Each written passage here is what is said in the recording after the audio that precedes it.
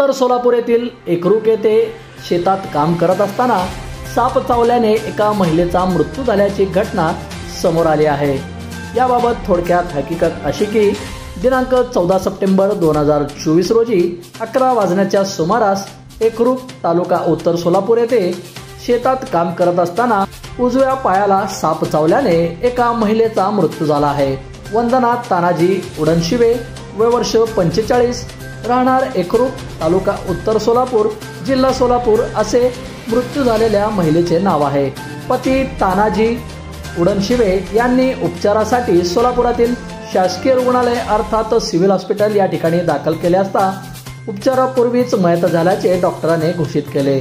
सदर घटनेची नोंद सिव्हिल पोलीस चौकीत झाली आहे। बंधुप्रेम न्यूज चॅनलला लाईक, सबस्क्राइब व बेल आयकॉन दाबायला विसरू नका। धन्यवाद।